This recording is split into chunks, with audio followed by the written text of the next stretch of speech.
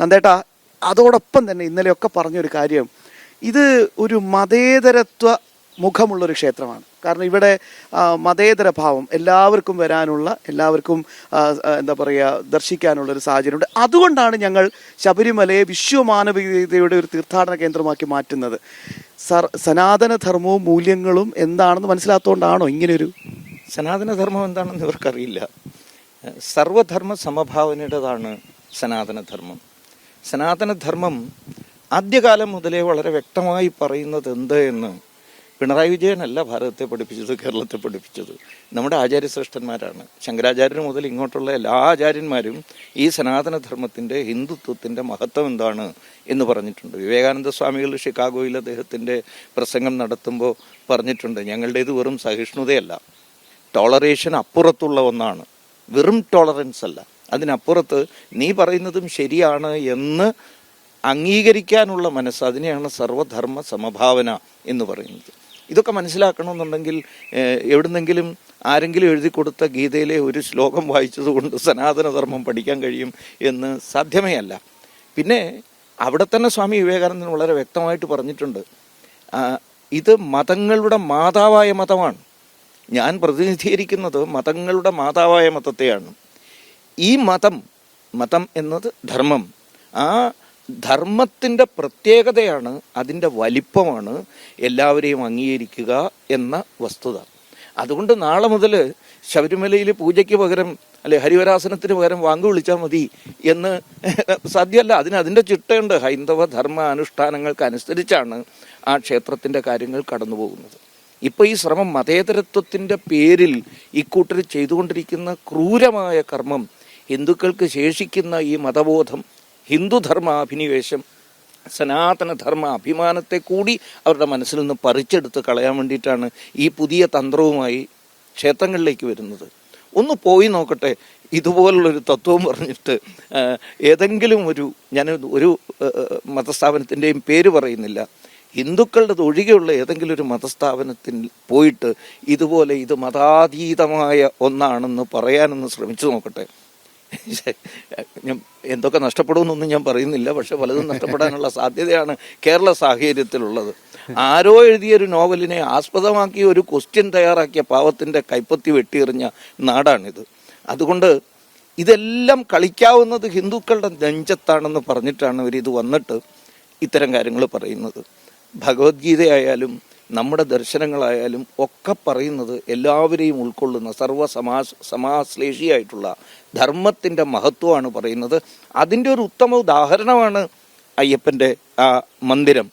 അതുകൊണ്ടാണ് അതിൻ്റെ മുന്നിൽ തന്നെ അതിൻ്റെ പ്രധാന തത്വമായി തത്വമസി എന്ന് എഴുതി വച്ചിട്ടുള്ളത്, അത് നീയാകുന്നു എന്ന് പറഞ്ഞിട്ടുള്ളത്. അതിലേക്ക് എത്താനുള്ള ഉപാസനയുടെ കേന്ദ്രമാണ് ക്ഷേത്രം. അത് ഹൈന്ദവമാണ് എന്ന കാര്യത്തിൽ സംശയമില്ല. ഇനി കേരളത്തനിമയിലേക്ക് വരൂ. ഈ കേരളത്തനിമ എന്ന് പറയുന്നുണ്ടല്ലോ ഇവരെല്ലാവരും. എന്താണ് ഈ കേരളത്തനിമ? അത് ഏറ്റവും സുന്ദരമായി വർണ്ണിച്ചിട്ടുള്ള ഒരു മഹാകവി പി കുഞ്ഞിരാമൻ നായർ, വിചാരവിഹാരം എന്ന് പറയുന്ന അദ്ദേഹത്തിൻ്റെ ആ ഗദ്യ കൃതി, ഗദ്യമൊന്ന് വിളിക്കണോ പദ്യമൊന്ന് വിളിക്കണോ എന്ന് മനസ്സിലാവാത്ത വിധത്തിൽ സുന്ദര സുഭഗമായ ആ വിചാരവിഹാരത്തിൽ അദ്ദേഹം പറയുന്നുണ്ട്, ഇത് ഈ കേരളീയ കല നൃത്തമാടുന്നത് ഇവിടുത്തെ കാവുകളിലെ വള്ളിക്കുടിലുകളിലാണ്, ഇവിടുത്തെ ക്ഷേത്രങ്ങളിലാണ് കേരളം പിറന്നതും വളർന്നതും മുന്നോട്ട് പോകുന്നതും.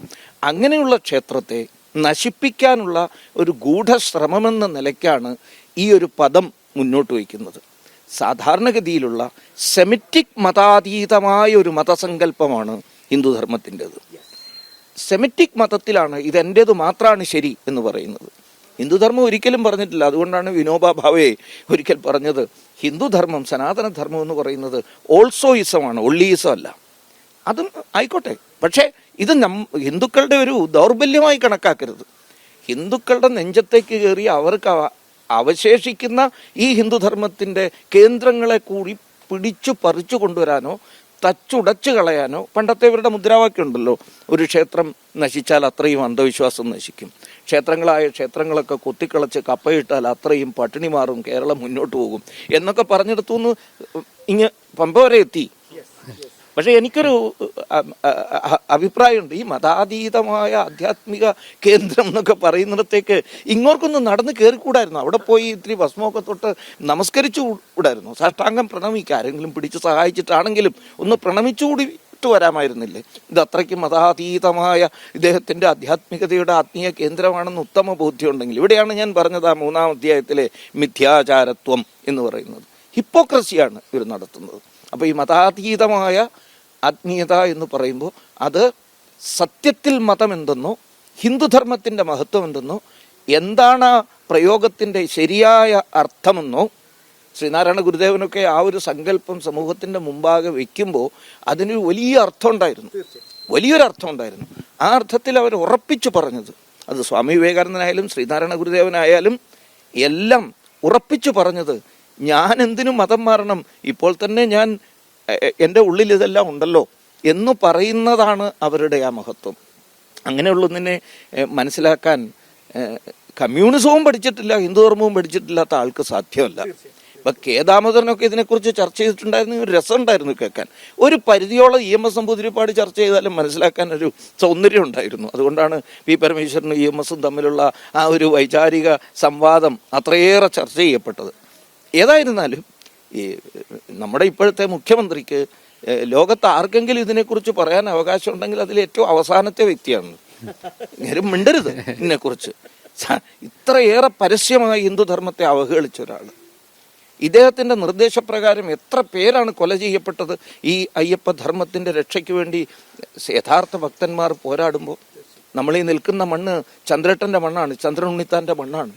ഇവിടെ തൊട്ടടുത്തൊരു 1 കിലോമീറ്റർ പോയാൽ മതി, ഈ വീട്ടിൽ നിന്ന് 1 കിലോമീറ്റർ പോകണ്ട.